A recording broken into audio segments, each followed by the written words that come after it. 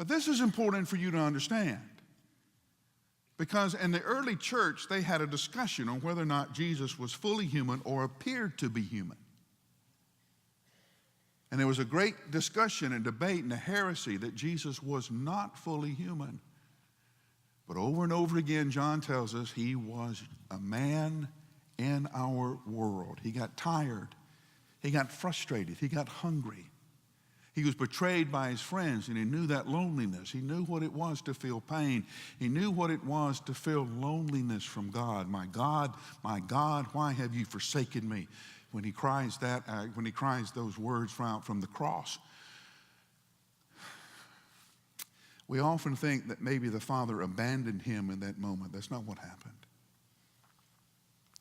Jesus was faithful to the Father, obedient to the Father through the worst of it.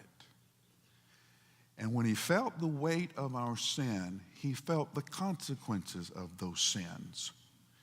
You see, what sin does is it makes you numb. God is there, you just can't sense him. You can't feel him, you can't see him. You don't know he's there. He's there, he hasn't moved. But sin creates a distance in us. We can be in the same place and all of a sudden very far away from God.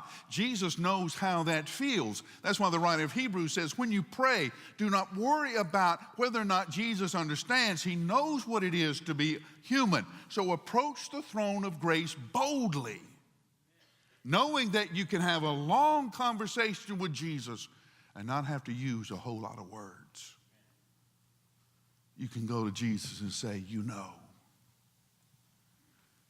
what it is to be here. You know what it is to be where I am. You know.